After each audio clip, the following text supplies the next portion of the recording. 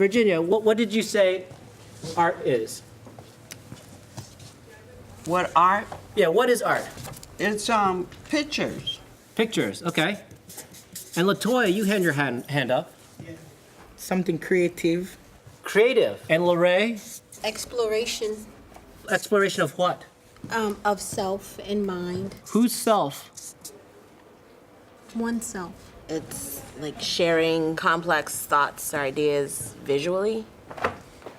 People showing a time and space and expressing something about how they see life. So making the Mona Lisa, the year it was made, is different from us drawing it right now. Right. We have a different interpretation. Monet, he did this, and that was done. And people would say, like, well, what's the story? Like, is there a moral? Like, this is not a history painting. It's like, no, this is what I saw. I think Monet's painting especially, the further away you are, the better it looks. Yeah, and in fact, if we look at the paintings that are on the wall there, those are also Monet's. Let's actually walk up to them and look closely at what he's doing here. Where do they fall in that form and content scale? Cause like she said, it's like from far away, it just it looks more like form because it doesn't look like a whole lot. It's like the content's like small because it's just like, oh, it's like leaves or whatever. But then it's like the closer you get, you're like, maybe it's a little more content. Yeah, so they're shifting it. What he's painting is light, and he's painting what he sees, right?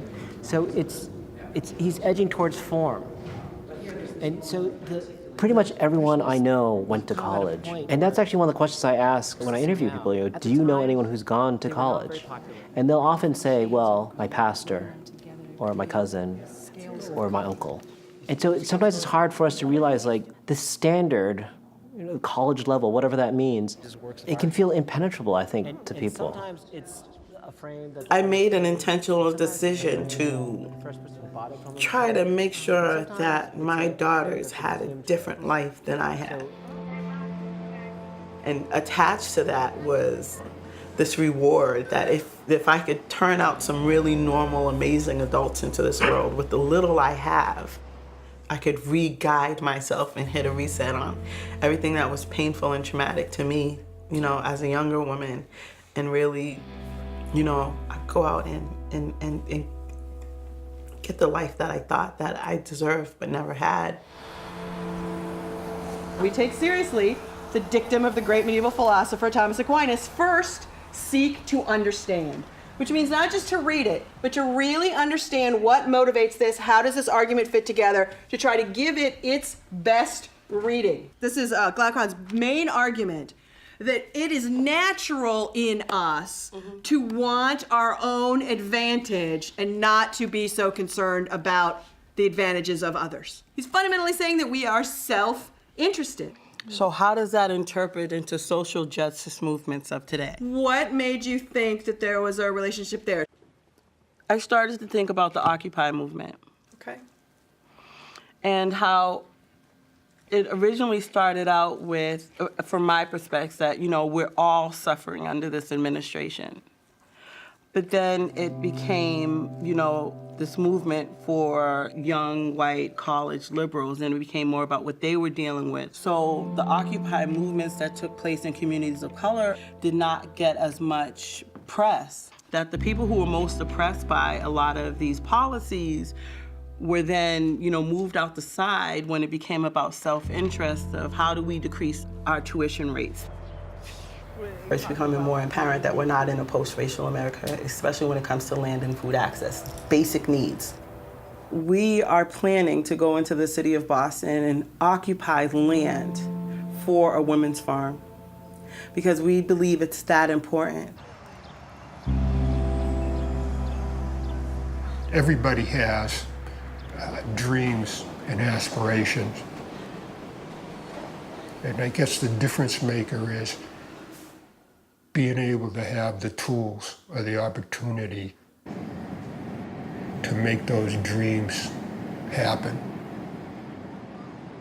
She's writing basically a kind of history in the moment, a history of the Montgomery bus boycott. She's calling attention to the role that women played in the organizing of the movement.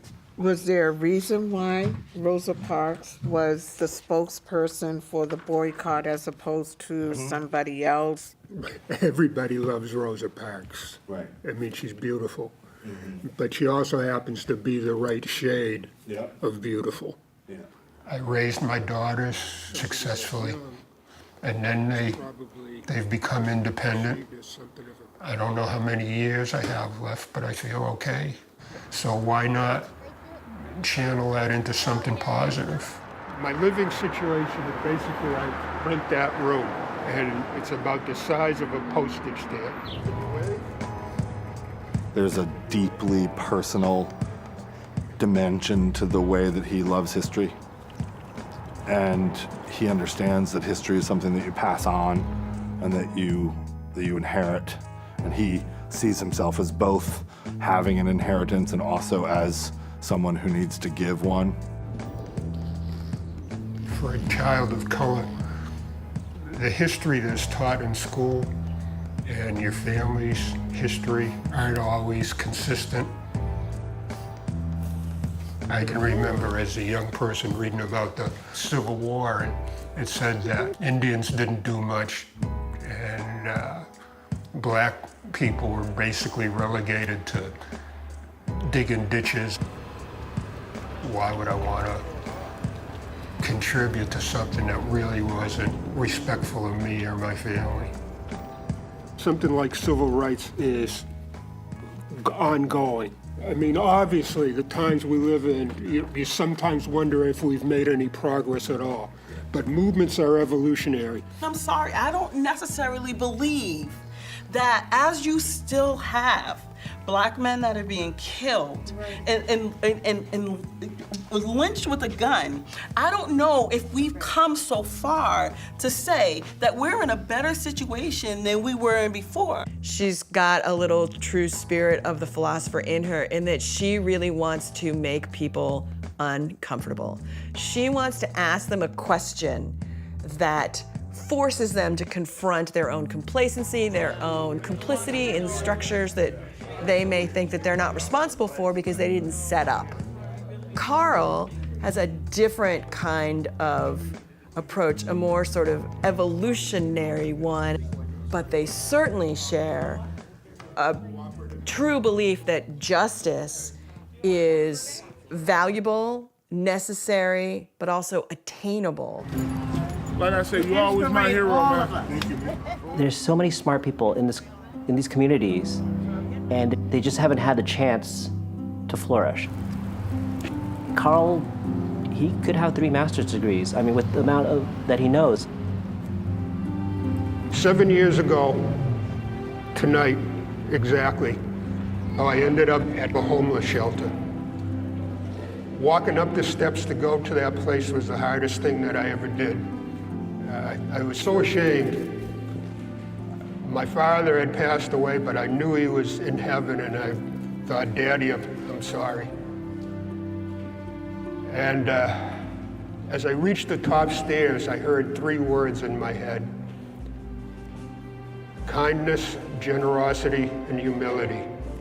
And in these 7 years, I've tried to live my life that way. I found out that people outside of my neighborhood cared about people like me. I got an education, and I got to go to class with really bright people. You add all of that up, and I'm making plans. You know, I have a future. We're, in a sense, trying to figure out if there's ever a promised land that we can create, and it's always in the future, and it is always elusive, and it may never come. It may never come. We can get really mad about the fact that every 28 hours a black man is shot by a white cop in America. And if we know that history and that that's happened forever, we can get really mad, and that fire can consume us or can burn the whole thing down. There's something profound about wrestling with these really tough issues in the context of a place of hope. There's something about that collective shared humanistic experience that gives me hope. That may sound sentimental and naive, and I don't apologize for that. I need hope. There you go. Bend down with your knees. Somebody has to have an idea of what good will be, and then not just want the good for themselves, but want the good for all. How did Nietzsche and Socrates and Aristotle, how do what they taught still apply to you, little black girl from Dorchester, and what you want to do?